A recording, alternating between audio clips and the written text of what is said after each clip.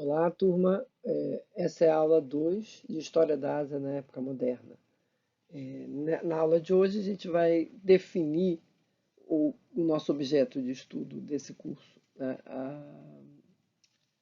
Que Ásia, a gente vai estar se reportando e falar um pouquinho também sobre a época moderna, apesar de já na aula passada, aula um, que foi uma aula síncrona e foi junto com o Moderna 2, justamente porque a gente discutiu o conceito de moderna, modernidade e as implicações da aplicação desse conceito, né?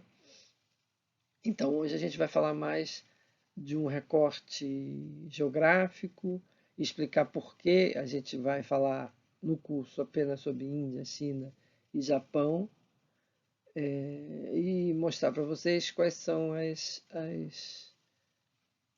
variações que a gente poderia dar a esse curso, né?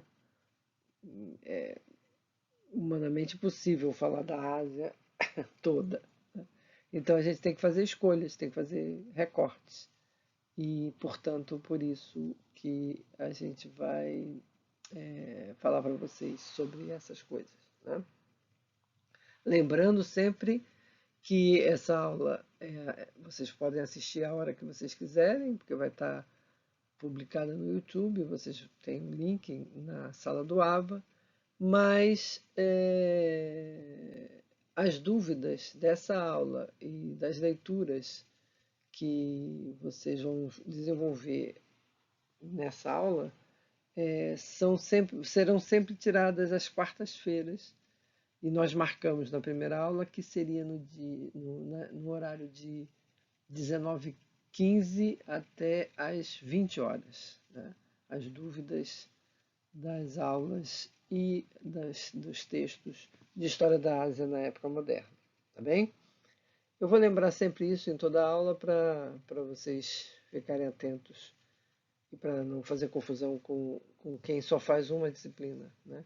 Quem faz as duas tem que assistir as duas aulas, mas quem faz só História Moderna 2 vai assistir só as aulas de Moderna 2, e quem faz só História da Ásia vai assistir só a aula de História da Ásia. Tá bem? A única aula que foi em comum foi a número um, e que também foi síncrona. Portanto, o que tem lá na página do AVA é o PowerPoint apenas, porque as explicações à aula eu dei de forma síncrona, tá? Mas qualquer dúvida é só perguntar naquele nosso horário de encontro. Então vamos lá ver por que nós só vamos estudar Índia, China e Japão, e mesmo assim, muito limitadamente, nesse curso, tá? Eu vou, na aula de Moderna 2, eu parei de gravar a minha imagem, achei que tinha parado de gravar a minha imagem, mas não.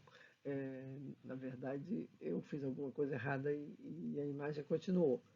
Eu vou tentar tirar a minha imagem daqui agora, nos próximos slides, porque como tem muita imagem de mapas, etc., talvez a minha presença atrapalhe. Mas a minha voz vai estar ao fundo, tá bem?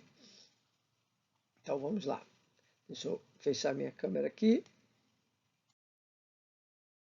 Muito bem. O que nós temos aqui? Nós temos ó, o que era a Ásia para os europeus da Idade Média, né? E como ela era representada. Esse mapa TIO ou TO, só com um tracinho, se vocês quiserem, né? É como o mundo era visto na Idade Média. Esse mapa, quem fez foi Isidoro de Sevilha, que é um bispo da cidade de Sevilha. Ele escreveu esse livro, Etimologia, né? E no século XIII, e ele vai fazer essa representação simbólica da Ásia, da Europa e da África, né? É, é importante vocês notarem que os europeus pensavam o mundo em três partes, né? A Ásia, a Europa e a África. É o mundo tripartite, como a gente fala, né? O Teó significa aí orbis terrarum, ou seja, a- o globo terrestre, né? Indicando o T, o Cristo crucificado. Nós estamos na sociedade medieval e a referência à religião é fundamental, né? Portanto, o T tem uma lembrança da postura de Cristo, né, com os braços abertos e sendo crucificado. O O, por outro lado, indica o oceano, que envolve toda a orbe, todo o globo. Né? É toda esse círculo, né? Esses círculos que envolvem os continentes. Tá? Portanto, o mundo terreno deveria ser representado por suas iniciais, o T e o O. Né? O T também representa as massas das águas que separam a Terra, ou seja, o ecúmeno. Isso também faz a divisão, né? O mar Mediterrâneo faz a divisão dessas regiões todas. Né? Também as outras águas que são importantes nessa lógica do T aqui são o rio Nilo, na África, que separa a África da Ásia, segundo essa concepção geográfica, né, não a nossa atual, e o rio Dom, que separava a Ásia da Europa. Tá? Então, na verdade, isso tudo representa as águas Mediterrâneo e os rios fundamentais que separam esses continentes. O ecúmeno, ou seja, o mundo habitado, ele teria sido dividido por Noé após o fim do dilúvio. E o T representaria a cruz, como já dissemos. E o importante é que o centro dessa cruz, e o centro dessa representação, se refere a Jerusalém, que é o centro do mundo. Né? E a gente tem que lembrar que na Europa medieval, e especialmente a partir do final do século XI, século XII e também no século XIII, Jerusalém era a grande inspiração de conquista, né, de retirada do domínio dos muçulmanos. Algumas vezes, algumas cruzadas conseguiram, outras não. Houve uma como é que se diz? Uma transposição de poderes lá, né? Mas a meta de, de conquista era Jerusalém. Jerusalém é o centro do mundo porque foi onde Cristo teve a sua trajetória fundamental para a salvação da humanidade. Né? Então, isso é uma representação bastante interessante do globo terrestre.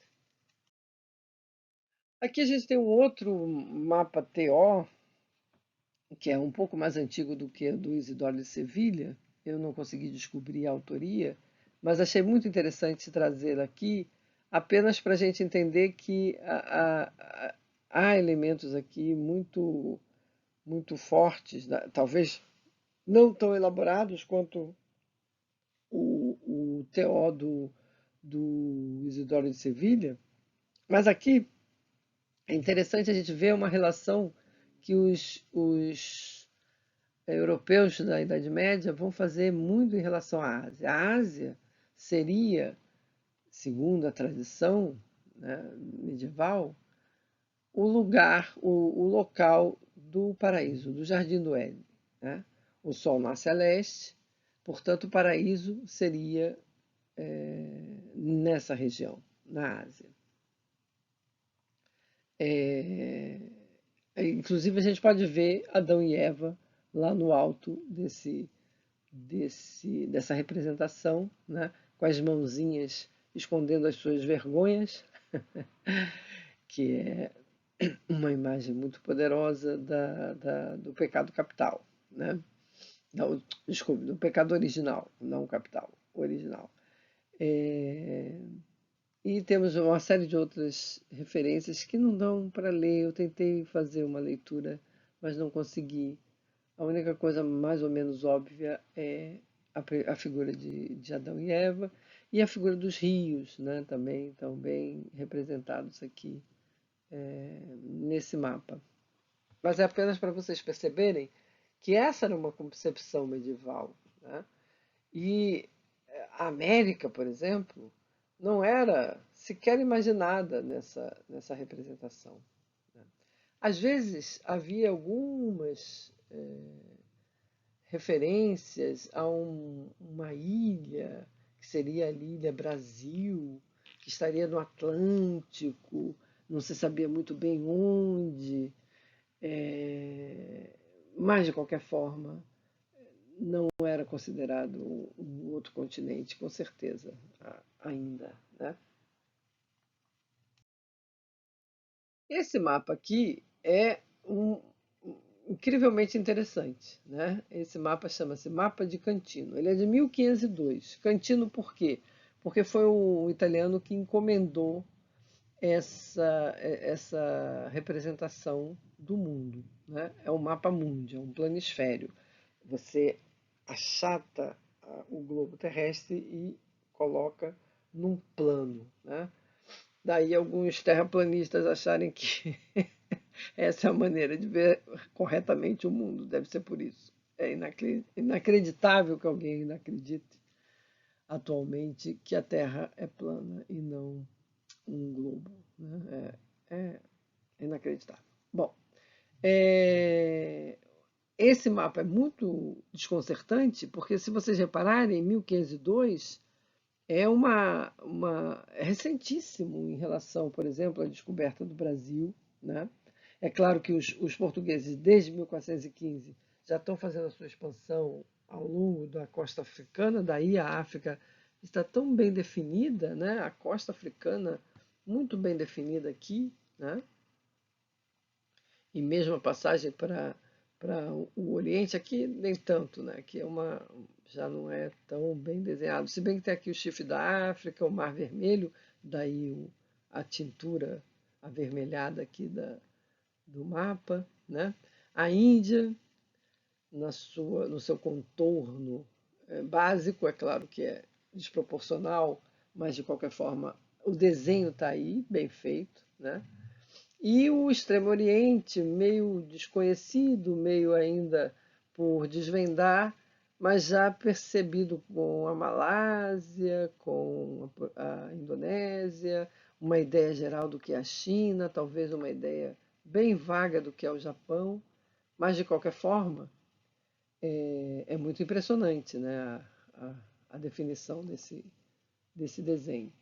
Já a América, a gente tem pouquíssimo tempo de conhecimento da América, 1502 são 10 anos, né? Desde 1492, que foi a descoberta da América, mais ou menos nessa região aqui que o Colombo faz, né? E em 1500, a costa do Brasil, que o Pedro Álvares Cabral colocou o marco português aqui, né? Então, mesmo muito ainda incipiente, o desenho básico da costa brasileira já está definido, né? Uma América do Sul ainda meio desconhecida, mas de qualquer forma já incluída no mapa. Então agora a gente não tem mais o mundo em três partes. Agora, com a expansão portuguesa, com a expansão oceânica, ou a expansão marítima, como vocês queiram falar, ou a expansão ibérica, já que a gente tem que incluir também a Espanha, o mundo ganha mais uma parte. E a gente tem então as quatro partes do mundo aqui representadas nesse mapa, muito, muito, muito, muito no quente da hora dos descobrimentos, né? Dizem que esse mapa é fruto de muita espionagem, porque não era permitido circular tanta informação. Os portugueses tinham uma política de segredo em relação às suas descobertas e as marcas e desenhos geográficos. De qualquer forma, parece que esse segredo não era tão bem guardado, porque esse mapa mostra com certeza que quem o fez tinha informações bastante detalhadas sobre o que se conhecia do mundo, né? E aqui é a Europa, só para vocês verem, só para vocês não se perderem, é a Europa aqui, né, desenhada, bem desenhadinha, porque é bem conhecida das pessoas dessa época, né? Então vejam só, até o século XV, início do século XVI, a gente tem uma concepção de mundo que vai variar, vai mudar drasticamente, nessa virada do século XV para o século XVI. Bem, aí agora a gente viu como é que a Ásia era vista, né, na Idade Média e também no iniciozinho da época moderna, mas é importante que a gente saiba que Ásia, o que é a Ásia, né? E para isso a gente vai fazer um pulo no tempo e vai trazer vocês aqui para a divisão atual da Ásia, né? A Ásia é enorme, gigantesca, né? É um continente enorme, né? Então é impossível a gente falar da Ásia apenas como Ásia, né? A gente tem divisões desse grande território. Assim como a América, você tem a América do Norte, a América do Sul, a América Central, ou a América Latina e a América Anglo-Saxã, que são os recortes que se utilizam para definir o território da América. A Ásia ela também é subpartida, ela também tem uma série de divisões, né? A mais a região mais próxima da Ásia, da Europa e da África, a gente costuma usar o termo Oriente Médio ou Próximo Oriente. São dois conceitos que se utilizam para definir essa região, que é uma região ainda muito próxima do Mediterrâneo, né? Também do Mar Vermelho e também do Golfo Pérsico. Então é uma região que está muito concentrada numa proximidade com a África e com a própria Europa, né? Nós temos vários países que constituem esse trecho da Ásia, o Próximo Oriente, o Oriente Médio. A gente tem a Turquia, a Síria, o Líbano, o Chipre. Chipre é essa ilhazinha aqui no Mediterrâneo, mas que eles incluem aqui na Ásia, né? No Oriente Médio. Jordânia, Israel. Nesse mapa, e eu procurei muito, em quase todos os mapas que eu procurei, não aparece a Palestina. Então eu fiz uma menção à Palestina porque é um país, né, na minha opinião, que deve ser respeitado, apesar de toda a discussão em torno da existência do país Palestina, né? É um país que não está aparecendo no mapa, mas ele se localiza ao sul de Israel, tá? Arábia Saudita, Iêmen, Omã, Iraque, Irã, Afeganistão, Emirados Árabes Unidos, Catar e Bahrein, né? Você tem todos esses países. Bahrein é um paísinho pequenininho aqui que tem aqui no Golfo Pérsico. Eu, quando fui à Índia, eu fiz uma escala em Bahrein. Então, posso dizer que já pisei no território de Bahrein, porque tive que andar pelo aeroporto. É uma experiência bastante interessante. No nosso curso, a gente não vai tratar de toda essa região, a gente não vai falar do Oriente Médio. O Oriente Médio está muito ligado, nessa época moderna, ao processo da expansão muçulmana, né? E às várias sucessões dos califados omíadas, abássidas e, finalmente, num processo final, a expansão dos turcos otomanos, que vão consolidar, na época moderna, o famoso Império Otomano, né? do qual a gente não vai falar. E por quê? Né? Porque a gente tem uma outra proposta de eletiva feita pela professora Ana Carolina Huguenin, que propõe estudar justamente a expansão muçulmana e, portanto, ela vai se concentrar muito nessa questão do Oriente Médio. Né? Então, esse Oriente, portanto, o Oriente Próximo, a gente não vai tratar no nosso curso. Seria muito complexo a gente incluir mais essa informação. Mas isso não quer dizer que a gente não vai falar dos muçulmanos, porque os muçulmanos eles vão fazer na época moderna uma expansão para o Oriente, vão chegar inclusive à Indonésia, vão fazer uma conversão em massa na Indonésia e falaremos deles, né? Mas não dentro desse contexto do Império Otomano, que é da época moderna.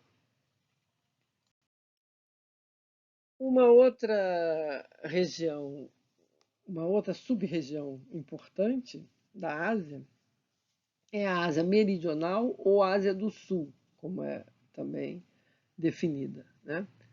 Aí é um trecho basicamente da Península Indostânica, que é essa península que faz a, a Índia, né? Onde está a Índia, e que a gente mostrou lá naquele mapa de Cantino, que tinha um desenho muito parecido com esse, né? Apesar de proporcionalmente não estar muito bem distribuído, mas basicamente é a Índia que toma conta desse sul da Ásia, né, dessa Ásia meridional, mas a gente tem alguns outros países que surgiram, aliás, da independência da Índia e na época de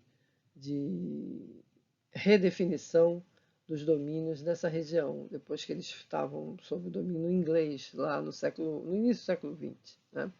Então, formou-se a Índia, o Paquistão e Bangladesh, um país que também se sobrepõe a essa divisão. Né? E a gente ainda tem o Nepal e o Sri Lanka, que é essa ilha aqui, que antigamente se chamava Ceilão.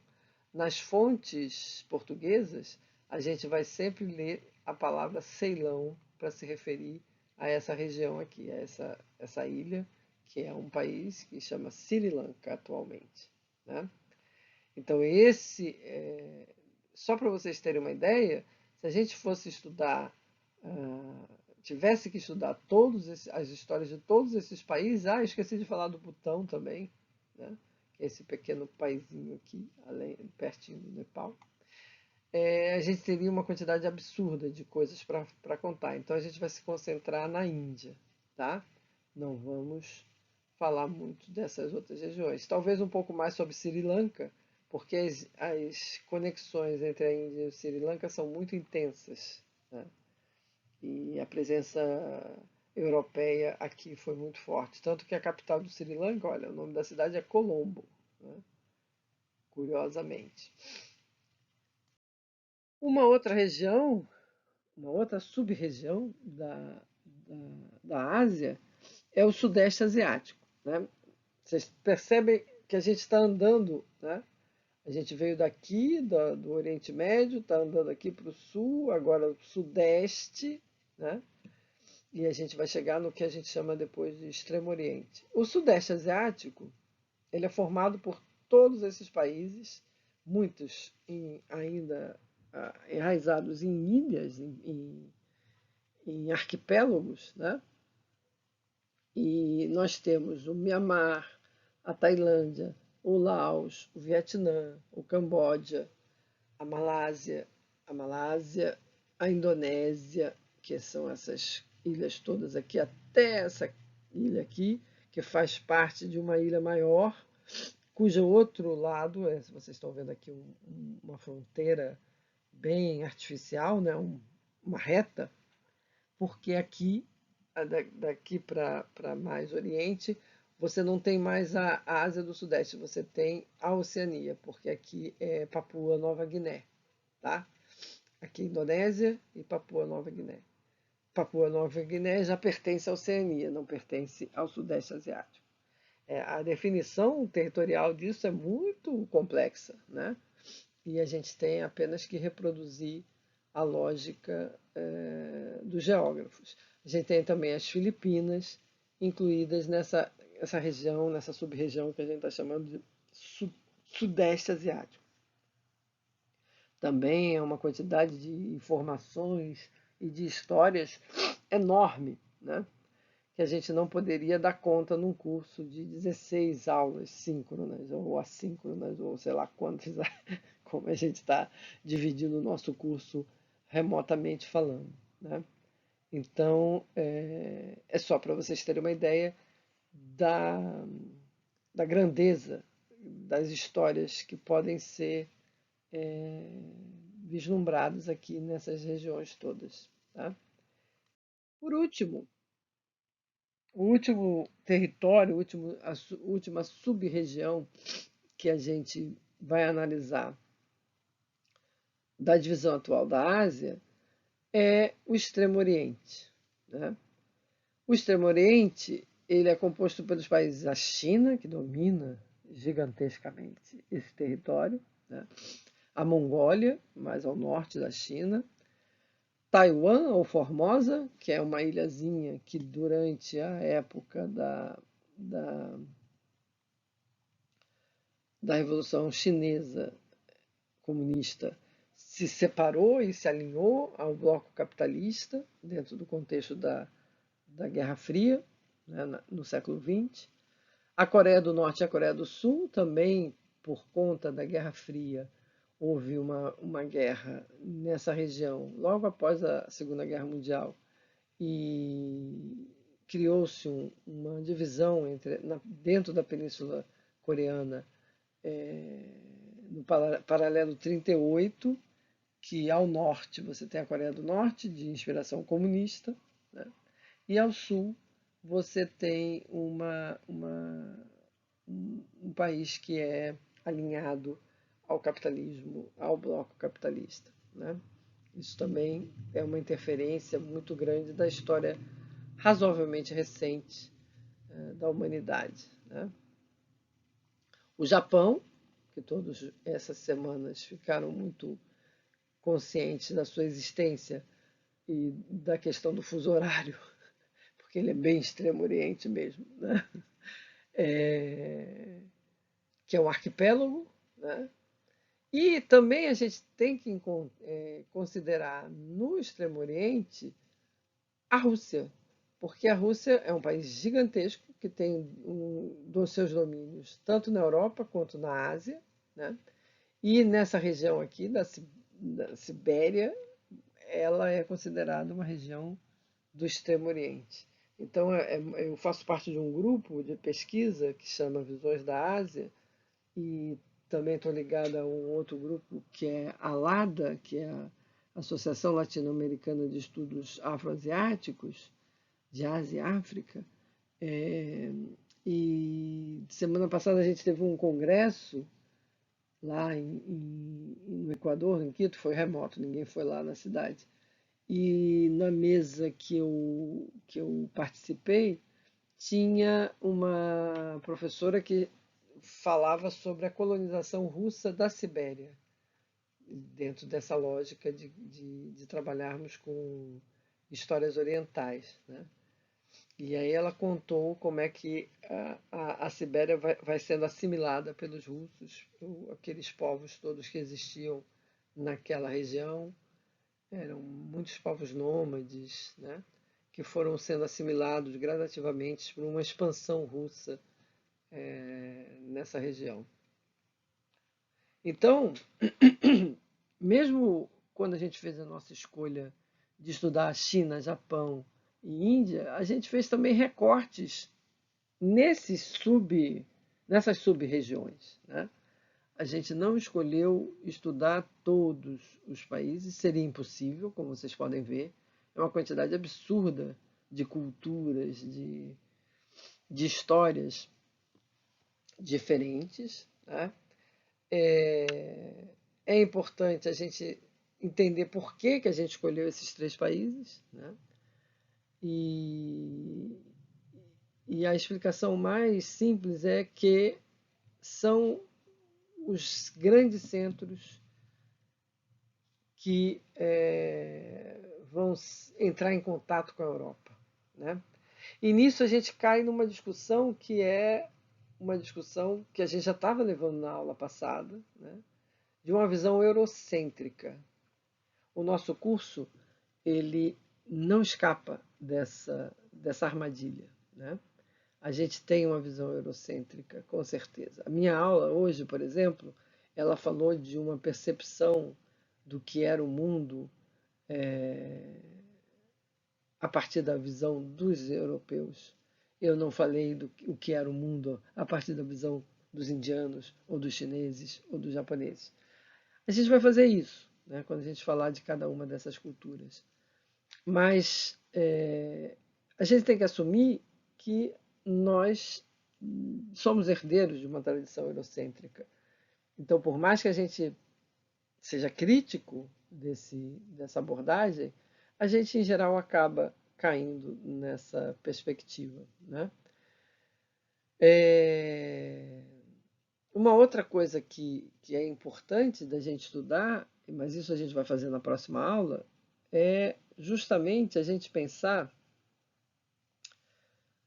num conceito que está associado a essa nossa visão, né? Que é o conceito de orientalismo. Mas isso eu acho melhor a gente discutir na próxima aula para não desgastar vocês mais, tá? Hoje, então, é só isso mesmo. É uma apresentação do que é a Ásia atualmente, do que foi a Ásia para esses europeus, né?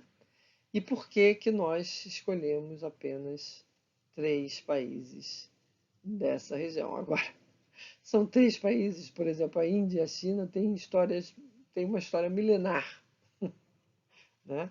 Tão antiga quanto a tradição grega, romana, ou mesopotâmica, né? Inclusive, há uma discussão entre os historiadores chineses da antiguidade da civilização chinesa em relação às mais antigas consideradas pelos europeus, que é a Mesopotâmia e o Egito, né? Então há uma série de disputas aí. A Índia também entra nessa disputa. Então, de fato, é uma escolha que se impõe e que, mesmo sendo feita, ela ainda não conseguirá dar conta da complexidade dessas histórias, né? Como a gente vai estar fazendo um recorte absolutamente eurocêntrico, a gente está pensando na era moderna, né?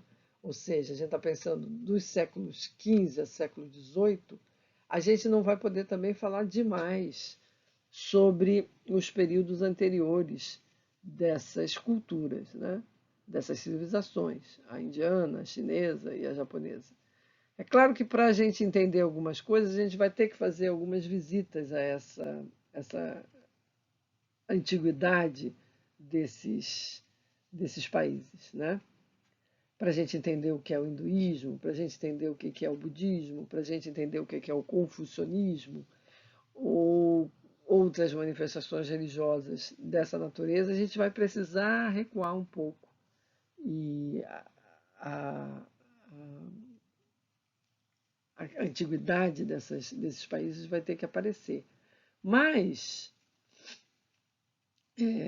o que a gente tem de maior preocupação é falar da experiência histórica desses países, dessas culturas, nesse período de tempo que nós estamos usando, que é um período de tempo europeu, cristão, dos séculos XV ao século XVIII, né? O, o tempo aí é absolutamente, a lógica do uso do tempo é absolutamente eurocêntrica. E, portanto, o nosso curso tem essas contradições todas, né? Ele é um curso que pretende sensibilizar vocês para um tema muito pouco explorado pela historiografia brasileira, né? Atualmente a gente até tem bastante gente já fazendo bastante coisa sobre o Oriente, não é à toa que a gente está tentando reestabelecer a ALADA, a tal Associação Latino-Americana de Estudos da África e da Ásia no Brasil, que é uma instituição que já existia, mas que foi deixando de existir, foi perdendo força, porque estava muito ligada à Universidade Cândido Mendes, e quando a Cândido Mendes entrou em crise, levou junto a ALADA, né, e os estudos africanos também. De qualquer forma,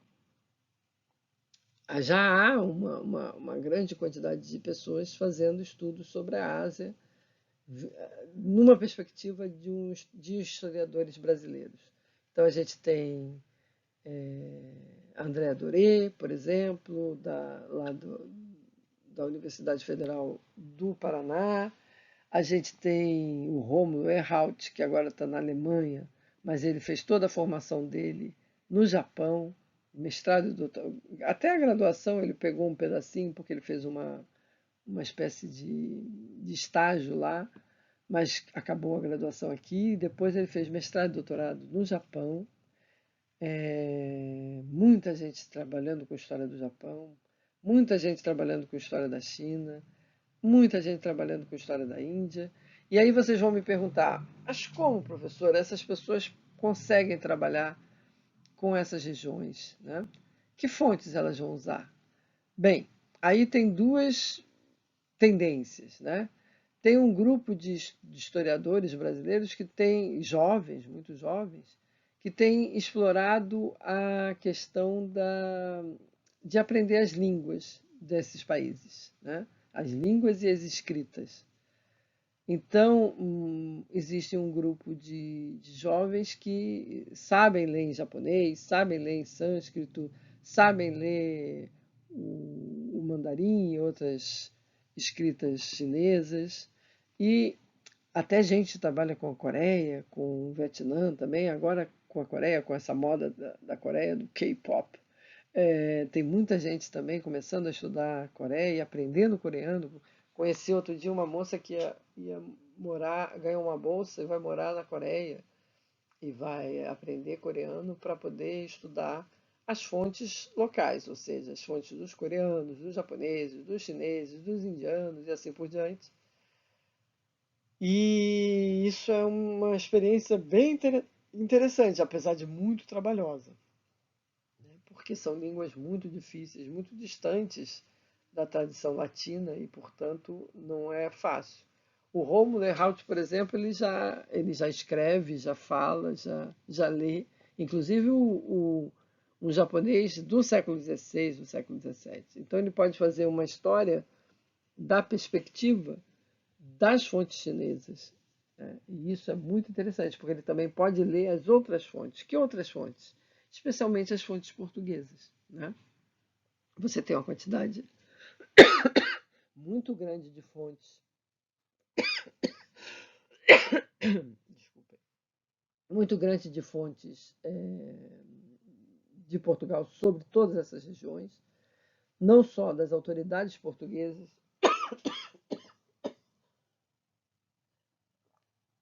mas também das, das missões, dos missionários, né?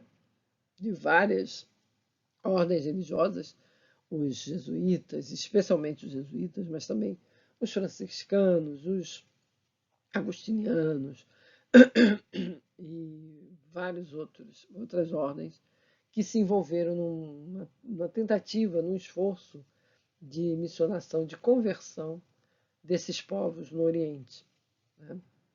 Então a gente tem muito material para trabalhar sobre essa perspectiva. Mas aí é perigoso, né? Porque você vai estar sempre, ao ler as fontes europeias, vai estar sempre muito mais ligado a uma perspectiva ocidental, né? Eu não vejo nenhum problema nisso. Eu reconheço que a pessoa que consegue ler as fontes locais nas suas línguas originais, Ela tem uma vantagem de poder comparar as visões, né? Mas tudo depende da pergunta que você tem para fazer a sua pesquisa, né? Se você faz uma pergunta muito ligada a uma tradição local, é claro que as fontes europeias vão te levar para algum tipo de erro, ou pelo menos algum tipo de desajuste de olhar, né? Mas se você fizer as perguntas corretas, no sentido do que as fontes podem te informar, o trabalho é tão válido quanto o de alguém que consegue comparar as fontes locais, né? E, além disso, eu acredito muito, cada vez mais, que o historiador vai ter que trabalhar em redes, vai ter que trabalhar com outras pessoas, para poder trocar ideias e experiências e habilidades, para que possa, então, fazer uma análise mais generalizada e mais blindada em relação a uma possível parcialidade. Se bem que a gente sabe também que é muito difícil a gente se deslocar completamente de algum tipo de parcialidade, né? De algum tipo de preconceito, de influência ideológica sobre o que você está estudando, né? A gente tem que ficar atento a essa questão, mas a gente dificilmente consegue contornar alguns impactos da nossa formação, né? Então, com isso, eu termino a aula hoje e na aula que vem a gente vai concentrar mais a nossa discussão sobre o conceito de orientalismo. Por enquanto, a gente quer apenas que vocês pensem um pouco sobre o que é esse Oriente, se impactar com o tamanho que ele tem, né? Entender essas sub-regiões, porque normalmente esse tipo de preocupação não é grande na formação da gente em termos de estudos de geografia, né? Não creio que vocês tivessem até a aula de hoje tanta informação sobre a Ásia, né? E essas informações são importantes para a gente se localizar naquilo que a gente está falando e demonstrando, tá bem? Eu vou deixar para vocês um texto do professor, do Fernando Brodel, que é bem interessante, é de um livro que é um livro didático, na verdade, um livro didático que foi criado como livro didático na década de 60 para atender o ensino médio na França, né? Mas hoje em dia eu acho que nem mesmo lá eles teriam como ver essa produção como algo de ensino secundário, né? Ele tem uma discussão muito interessante que é essa do Oriente, do Ocidente, que eu quero começar a introduzir para vocês. E aí vocês façam a leitura depois de assistir essa aula e a gente discute lá na aula na quarta-feira, às 19h15, das 19h15 até às 20 horas. Tá bem? Muito obrigada e bom descanso.